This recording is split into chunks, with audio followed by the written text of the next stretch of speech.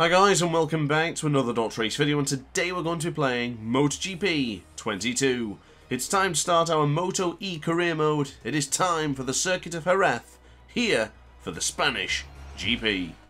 So here we go then, guys and gals, the silence until the storm. Oh, starting from 15th place, we had a disaster in the practice and qualifying. Couldn't really get to grips with the MotoE bike yet, but I'm hoping for a good, solid performance. So, into the first corner then. Oh, it's getting tight there, a bit messy. A couple of bumping and barging as we now go into turn 2 for the Michelin corner here in Jerez. It's going to be more contact with riders on the left and the right. Whoa! Oh, did you hear the Moto e-bike scream then? As for some reason I just couldn't move. That's a typical AI glitch that you tend to find in these games where the AI tries to push past you and for some reason you just simply can't do anything and you get pushed out of the way. So unfortunately we lost a lot of time there. But if the AI still struggles into the Dani Pedrosa corner, we should be able to take back some position. So, a bit of contact with Maria Herrera there as she's trying to squeeze on through. But we'll defend well into the 6th corner here. Oh, more contact ahead of us. The yellow flags are out as well. I think people were down behind us. The MotoE Energica bikes are getting thrown to the scenery as Maria Herrera decides to go for another lunge. But you know what? I think I fancy a move on Finello. We're going to try and squeeze through on the number 72, pushing the Italian wide. We do claim the position of 9th spot. Fellow Brit ahead of us. So compatriot Bradley Smith as Maria Herrera also makes her move. She's been really aggressive in this one. And now going into Pellequi, she's pushed me wide and now she's going to reclaim 9th spot. So Maria Herrera giving it everything in the opening Grand Prix here, the inaugural one for the season here in MotoE. Now, completely made a mess there as we go firm on the brakes for the Lorenzo corner. Excuse me, Bradley, I'm coming through. Not quite able to make it stick yet. Now, over the Grand Prix weekend in the practice sessions, I was trying the soft option rear. It felt good, but it did not last, so I've decided to go for the medium rear, and I don't know if that's going to be a good decision. So far it feels alright, but with the really abrupt acceleration that these bikes have, we need to be really careful. We're going to dive over the inside of the teammate there, right up into the inside of Mikel Pons. He's not going to like that at all, as the LCR MotoE rider there is trying to defend against his teammate. He's playing it pretty well as we go up to turn 4. And now for the right-hander for turn 5. The AI is extremely aggressive in the Cito Pons corner, so we're going to try and stay with him and be careful when bringing on acceleration. Look at the rear tyre spinning up and look at the colour it went. Went really red. Obviously bringing on too much acceleration with these Michelin rear tyres. So we now just shove Mikel Pons wide into the 6th corner. Now retake 8th, now 7th position. So not too bad. It's a pretty decent start, up by halfway. So 15th all the way up to 7th. Not bad so far. We do have teammate Eric Granado, so it's the LCR E team, all 3 riders from 6th, 7th and 8th as Mikel Pons is trying to fight back actually. Going to try and deter him and get into the right hand side here for the Angel Nieto corner. Massive contact! Whoa, goodness me, Mikel. I hate that animation. When you get hit from the rear like that, usually you go down, so I had to let off and just go wide. Otherwise it could have been disaster for not just myself, but Mikel Pons as well. So now back over to the right hand side for Ferrari. Again touching the apex, making a few mistakes here in the opening round of MotoE. I've got to say though, these bikes are significantly heavier from what I'm accustomed to. So from using the LCR Honda now to the LCR E team, these Energica Ego bikes are very heavy and very difficult to manoeuvre. But we do make it look easy going into turn 1 ahead of Eric Granado. There he is again. I love the abbreviation on the left-hand side there. Grant and Granado is awfully similar. What on earth is that? Pons absolutely mugged me off going into the Michelin corner. You love to see it. We've seen too many easy rides in MotoGP 22, but getting pushed wide from Mikel Pons, my teammate no less, is pretty good sight to see. Now, it might not be the best for my battle here, as Bradley Smith has just gone down behind us. What has happened to the fellow Brit? But yeah, it's good to see the AI giving good. I like to be battled and I like to be challenged here in MotoGP 22. So now back over to the right-hand side. The Pedrosa corner here on lap 3. Can't seem to find their way past Mikel Pons, and we really aren't doing each other any favours. We have Granado ahead of us, and we have the rest of them all there in distance, but we're just messing each other up constantly. We've got Jerez now trying to get involved. I'm not going to allow that to happen. No, thank you. Push him back, going into the right-hander for Angel Neto. Excuse me, Pons. You already done me dirty there last time, so I'll get back on you. And thankfully, we're now in a position to chase down Eric Granado. Now, the goal here today, of course, from starting 15th is not necessarily to win, but what a move! What a move from Jerez! Beautifully done. I'm going to try and push him back as we now go to the left-hand side for the Lorenzo corner for turn 13. We'll continue to fight as the number 12 back up at the inside, making things very, very difficult, making life not easy for the pair of us. You'd think he wouldn't be doing this and trying to help me, but I guess I'm not really helping him either. So it's a bit of a catch-22 for ourselves and the rider in 8th place currently. So now we go over to the right-hand side for the Michelin corner. Oh, careful. Don't really want to be touching the apex too much in some of these corners, but getting back to my pointer, the goal here would now be to defeat Eric Granado. I can't be second or third fiddle in the team. We want to be the top man, the top dog, the big dog.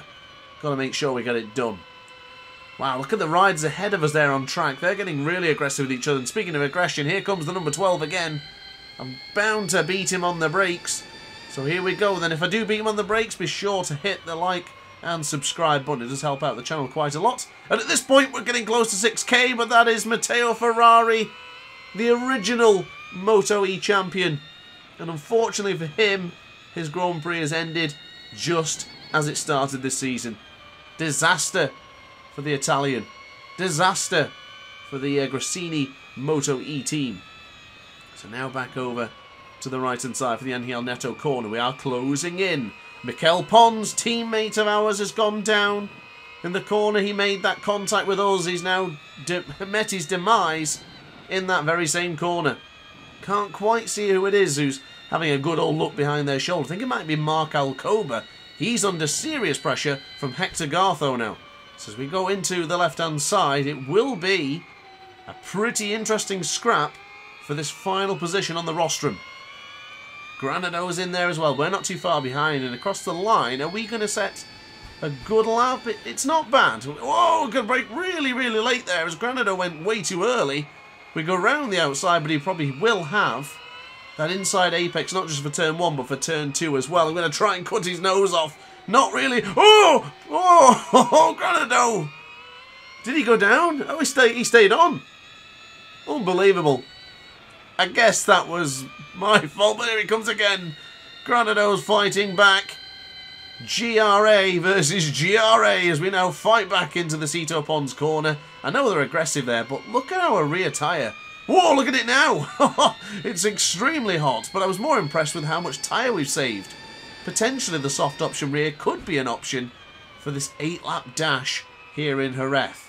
Now, of course, guys, we do get 2 races per weekend here in MotoE, so expect another video tomorrow right here in MotoE, right here in Jerez. So make sure you subscribe so you don't miss it. So this podium battle is not over yet. We've got a couple more laps in this one.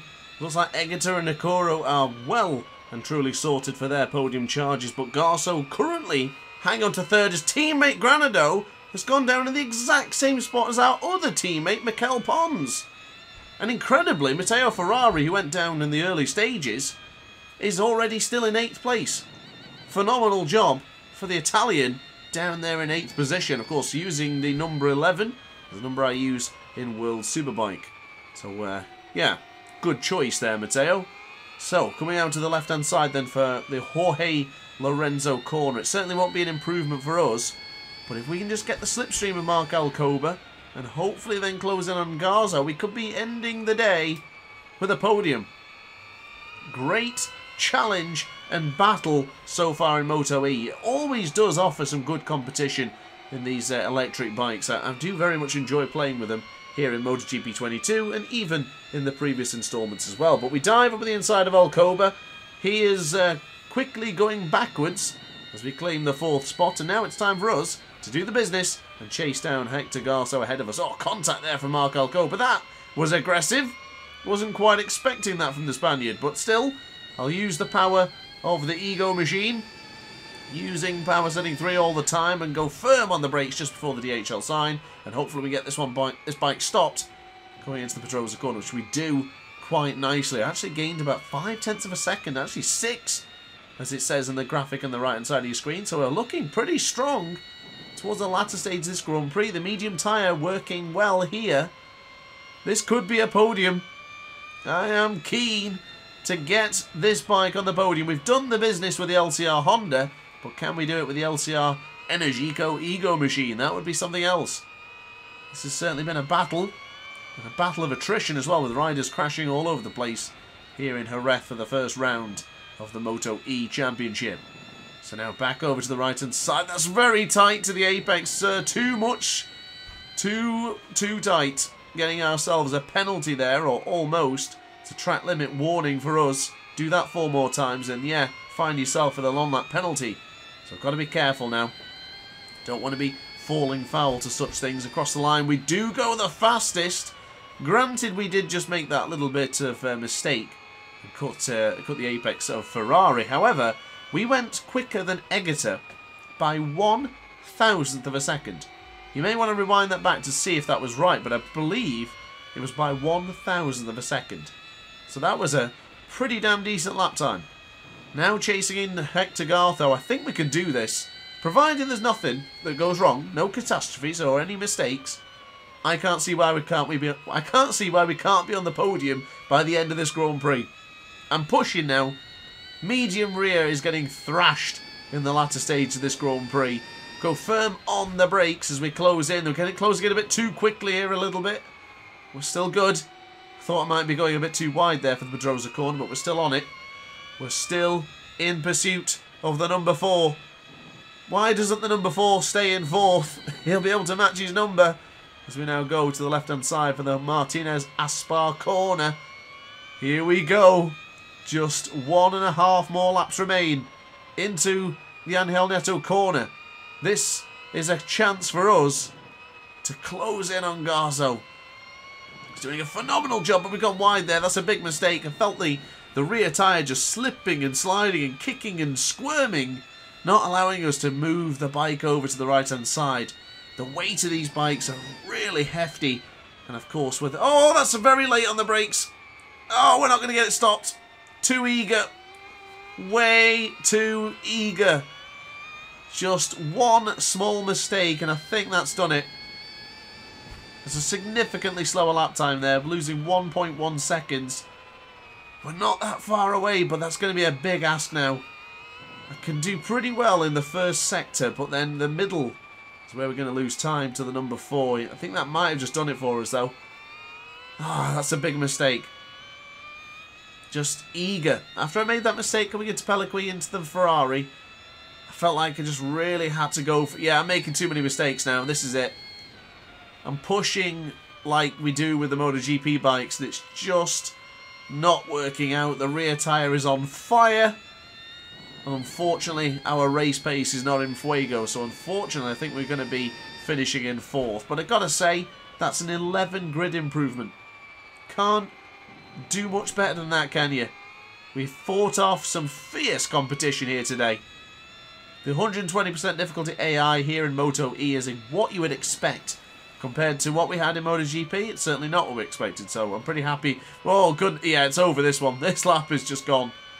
Too many mistakes, just too many errors, overthinking it, and it's just losing confidence. So I am contemplating and really strongly considering using the soft option rear for the next video tomorrow. Let me know what gamble you would go for, because considering how much tyre there is still available, I think the medium was the wrong choice. The game actually recommended a medium, but I'm thinking we do soft option front and rear for the next race tomorrow. Someone's gone down in the final lap here, ladies and gentlemen.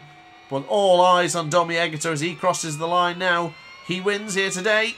Akuro finishes 2nd, Garso 3rd, and us in 4th place in our MotoE debut. So there you are then, guys. Confirmation on your screens right now. We were the fastest man on track, but it looks like Eggerter went even quicker on the final lap there. So Eggerter wins, Akubo in 2nd, and then Hector Gartho in 3rd place. And we do finish in 4th as well, so not a bad effort. But championship standings, not too difficult to work out. Still exactly the same as it was just a moment ago. But look at Finello. He was down there in the latter stages of the grid like we were, but he's finished in 6th place. A good job to the young Italian. So we finish up with the Teams Championship and the Dynaval Intact GP team with Domi Egter takes the top spot, with Avant IO MotoE in 2nd and a fellow Grassini in 3rd. But guys, that's it from me. Thank you very much for watching the video. I do hope you enjoyed. Hit the like button and consider subscribing, and even consider becoming a member of the DrAce pit crew. Upon that note, guys, thanks for watching, and I'll see you in the next one. Ciao for now. Oh hi, didn't quite see you there. Good to see you're still here. If this video didn't quite set your appetite, then why not watch some more DrAce content by clicking the video shown on screen now. Furthermore, if you would like to follow me on social media, you can do so now with the links down in the description. Consider subscribing so you don't miss a single DrAce video.